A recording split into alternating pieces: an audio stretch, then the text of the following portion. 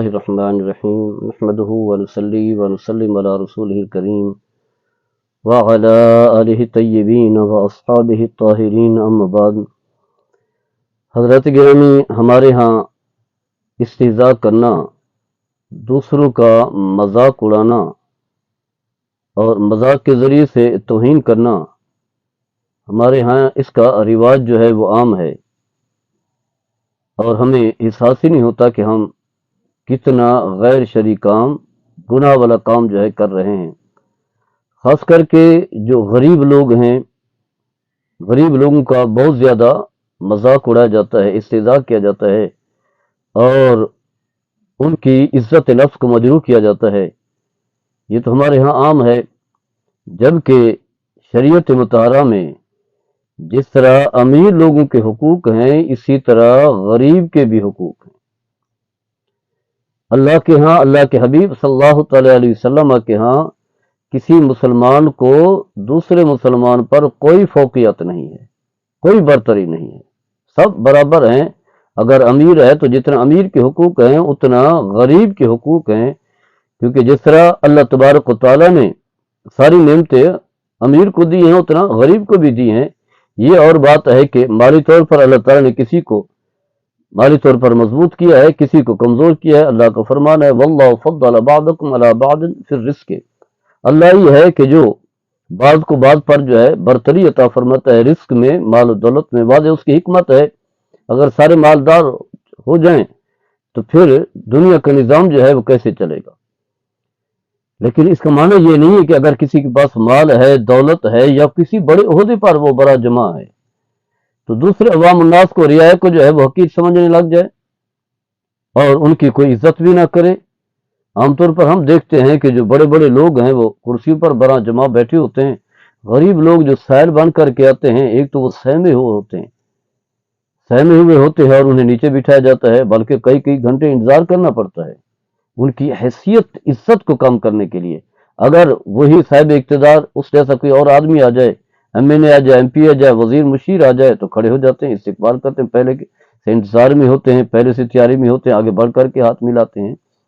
انہیں یہ احساس ہونا چاہیے یہ رویہ غلط ہے۔ مخلوق خدا کے ساتھ جو تمہارا رویہ ہے، دنیا میں کہاں تک بھاگو گے، کہاں تک عیاری کرو گے، کہاں مکر و فریب کرو گے، کہاں اپنی خواہشات کے پیچھے چلو گے، کہاں لوگوں کی عزت نفس مجروح کرو گے؟ ایک وقت آئے گا کہ یہ سانسیں ختم ہو جائیں گی اور پھر حساب و کتاب کا سلسلہ شروع ہوگا، اور وہ لوگ خاص کر کے جن پر ظلم ہوا ہے کسی انداز سے بھی، مالی ظلم کیا گیا ہے یا عزت نفس مجروح کی گئی ہے، قیامت کے دن پھر پورا حساب ہوگا۔ قرآن میں اللہ تعالیٰ نے اس طرح کی بکثرت مثالیں جو ہیں دیے، فرمایا ولا یظلمون یسیرا، یعنی معمولی سا بھی جو ہے کسی پر ظلم و زیادتی نہیں ہوگی، حقدار کو اس کا حق دیا جائے گا، پورا انصاف ہوگا، اللہ تعالیٰ جو ہے پورا انصاف فرمائے گا۔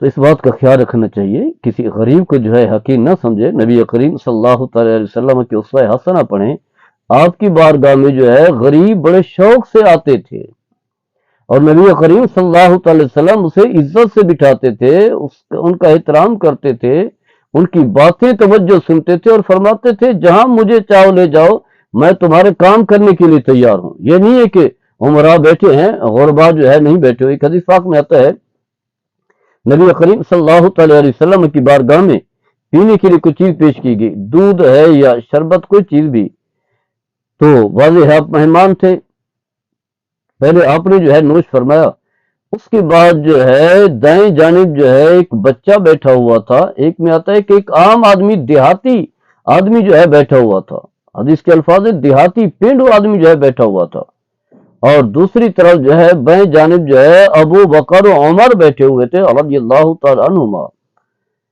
تو نبی کریم صلی اللہ تعالی علیہ وسلم نے پہلے جو ہے وہ دودھ یا پینے کی جو چیز بھی تھی، آپ نے پہلے دائیں جانب دی، جو ایک دیہاتی ہے، بدوی ہے، غریب آدمی ہے، اور اعمال کے اعتبار سے بھی اتنا نہیں ہے۔ دوسری طرف جو ہے ابو بکر جیسا عظیم صحابی، جن کے بارے میں میرے آقا صلی اللہ تعالی علیہ وسلم نے فرمایا کہ جس نے بھی میرے اوپر احسانات کیے ہیں، میں نے تمام کے احسانات کا بدلہ چکا دیا ہے، سوائے ابو بکر کے۔ ابو بکر کے احسانات کا بدلہ جو ہے وہ اللہ چکائے گا۔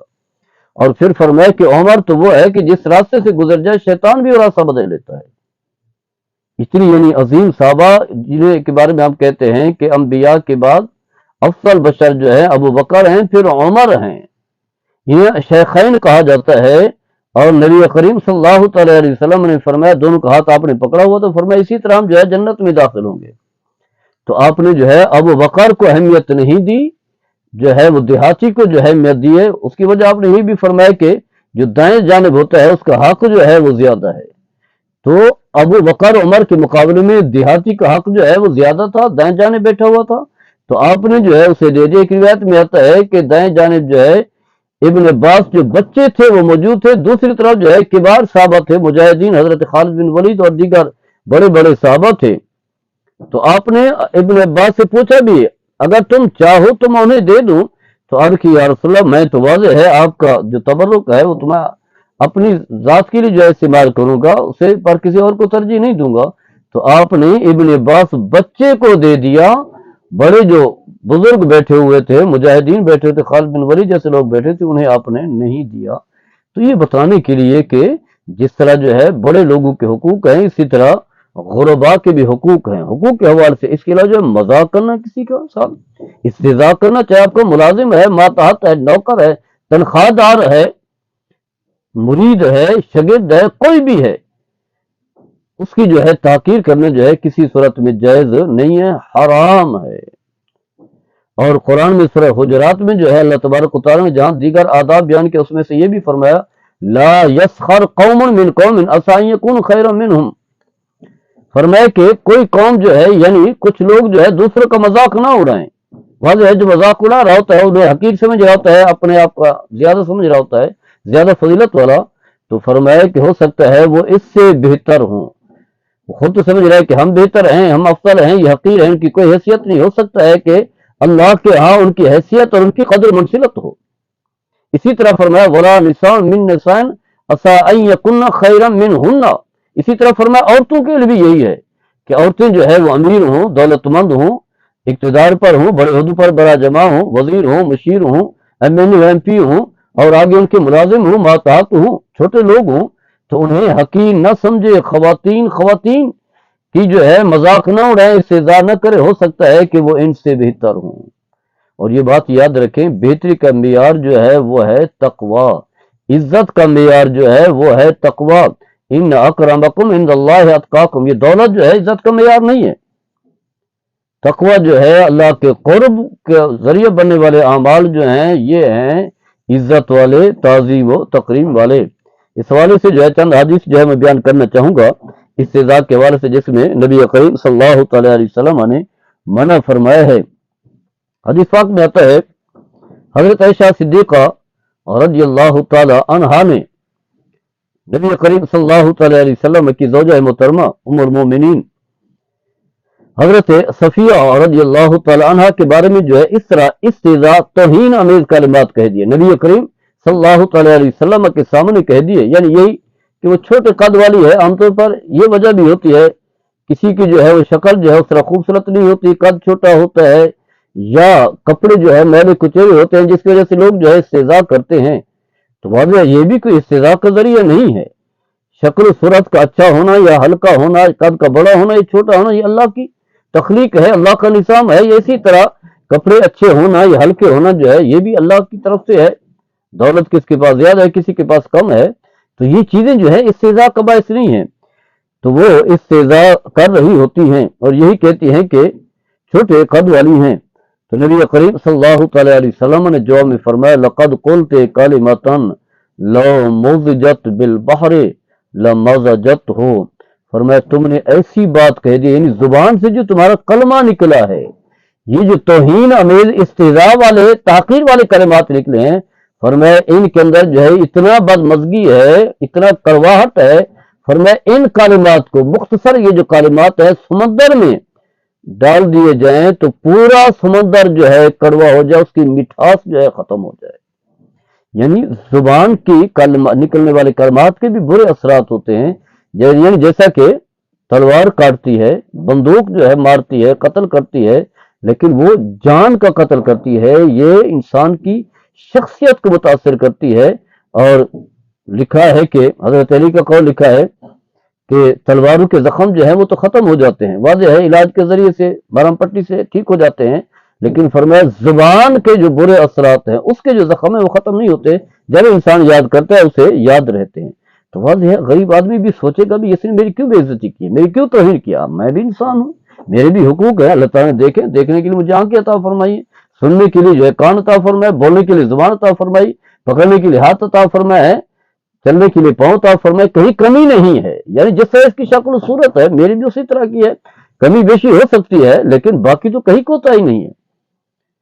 اس کے علاوہ جو ہے حدیث پاک میں آتا ہے، یہ حدیث تو خیر جو میں نے بیان کی ہے سنن ابو داؤد میں بھی ہے، جامع ترمذی میں بھی ہے، صحیح سند کے ساتھ، حضرت ابو ذر غفاری اور رضی اللہ تعالیٰ عنہ ربضہ کے مقام پر موجود تھے، آپ نے ایک قیمتی لباس پہنا ہوا تھا اور آپ کا جو ماتحت تھا، ملازم تھا، خادم تھا، غلام تھا، اس نے بھی وہی لباس پہنا ہوا تھا۔ آپ یاد رکھیں، آپ کو معلوم ہونا چاہیے کہ غلام جو ہے وہ آقاؤں کی ملکیت میں ہوتے تھے، جیسے ہمارے پاس جو ہے چیزیں ہماری ملکیت میں ہوتی ہیں، ہم جیسے چاہیں وہ خرچ کریں، ہمارے استعمال میں ہوتی ہے، تو وہ اس وقت جو ہے وہ خادم ہوا کرتے تھے، اب تو ملازم ہیں، یہ خادم نہیں ہے، اس طرح کے غلام نہیں ہے جس طرح کے پہلے غلام ہوتے تھے۔ یہ تو واضح ایک معاہدہ طے ہوتا ہے کہ اتنا عرصہ آپ نے کام کرنا ہے، تو مزدور ہوتے ہیں، مزدوری کرنی ہوتی ہے، لیکن انہیں خریدا نہیں جاتا، یہ نہیں کہ ہمارے وہ مملوک ہوتے ہیں، ہمارے خریدی ہوئی چیزیں ہوتی ہیں، ایسا نہیں ہے۔ تو اس وقت جو ہے جو ان کا جو ہے غلام تھا، اس نے بھی اسی طرح کا جو ہے لباس پہنا ہوا تھا، تو لوگوں نے کہا کہ آپ نے اس کو بھی اسی طرح کا لباس دے دیا ہے، اگر انہیں معمولی سا لباس دے دے تو خوش ہو جاتا، واضح ہے غلام ہے، ماتحت ہے، تو اس پر بھی خوش ہو جاتا، مطمئن ہو جاتا، لیکن اس کے باوجود جو ہے اپنے جیسا قیمتی لباس جو ہے اسے پہنا ہوا ہے۔ تو فرماتے ہیں اس کی وجہ یہ ہے کہ ایک بار ایسا ہوا کہ میں نے جو اسے گالی دے دی، جیسے کہ ہمارے ہاں ماتحتوں کو گالی دے دی جاتی ہے، میں نے جو ہے وہ کہہ دیا تمہاری ماں جو ہے حبشی ہے، ماں کی یا کوئی ایسا جملہ کہہ دیا جس سے واضح ہے اس کی عزت نفس جو ہے مجروح ہوئی۔ تو نبی کریم صلی اللہ تعالیٰ علیہ وسلم کو جب پتہ چلا تو آپ نے فرمایا یا ابا ذر غیرتہ بامہ، فرمایا اے ابو ذر تم نے ماں کے بارے میں جو ہے اس طرح کی جو ہے توہین آمیز کلمات کہیں، آر دلائی ہے اسے اس کی ماں کی۔ فرمایا انک امرؤ فیک جاہلیۃ، تمہارے اندر اب بھی زمانہ جاہلیت، زمانہ کفر کے اثرات موجود ہیں، حالانکہ اب تم مسلمان ہو چکے ہو، صحابی بن چکے ہو، نور اسلام تمہارے قلب میں داخل ہو چکا ہے، جب نور اسلام آتا ہے تو پھر یہ جو زمانہ جاہلیت، زمانہ کفر کے جو اندھیرے ہیں خود بخود مٹ جاتے ہیں، بری عادتیں ختم ہو جاتی ہیں، کفر والی عادتیں ختم ہو جاتی ہیں، یہ کافرانہ طریقہ ہے، جہالت کے پر مبنی جو ہے کلمات ہیں، لیکن پھر بھی تمہارے اندر جو ہے یہ عادتیں موجود ہیں۔ فرمایا اخوانکم خولکم جعل اللہ تحت ایدیکم فمن کان اخوہ تحت یدہ فلیطعمہ مما یاکل ولیلبسہ مما یلبس ولا تکلفوہ مما یغلبہم فاذا کلفتموہم فاعینوہم، صحیح بخاری کی حدیث ہے۔ فرمایا یہ تمہارے بھائی ہیں، اللہ نے تمہارے جو ہے ماتحت کر دیا ہے، ملازم بنا دیا ہے، فرمایا کہ اب فرمایا کہ جو خود کھاؤ انہیں بھی وہی کھلاؤ، جو خود پہنو انہیں بھی وہی پہناؤ، اور پھر فرمایا کہ ان سے جو ہے زیادہ کام نہ لو جو ان کے لیے جو ہے مشکل کا باعث ہے، تکلیف کا باعث ہے۔ فرمایا اگر جو ہے ایسا کام زیادہ کام لینا چاہتے ہو تو ان سے نہ کرو، خود بھی اس کے ساتھ مل کر کے اس کی معاونت اور مدد جو ہے وہ کرو۔